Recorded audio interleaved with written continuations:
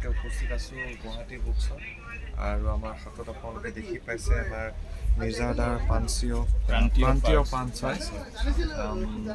বহুতো মৰম লগা কথা তেওঁ ইয়াতে প্ৰকাশ কৰিছে তেওঁৰ কবিতাৰ মাধ্যমেৰে আৰু বহুতো গুৰুত্বপূৰ্ণ কথাও তেওঁ ইয়াতে দাঙি ধৰিছে আমাৰ স্বৰৰ। আশা কৰিছোঁ আপোনালোকে সঁহাৰি শলাগ আৰু লগতে মৰম দিব।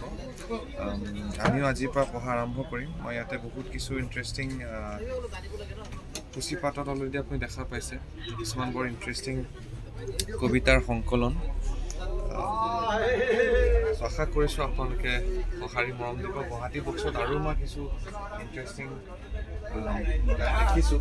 চ' গুৱাহাটী বুক শ্বপতো আপোনালোক আহিব, আহি ইয়াৰ যিখিনি জ্ঞানৰ ভাণ্ডাৰ তাৰ সোৱাদ ল'ব।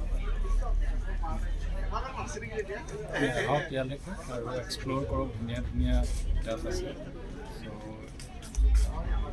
প্ৰান্তীয় পাঞ্চ আমি লৈ আছোঁ, সকলোকে আহিবলৈ অনুৰোধ জনালোঁ।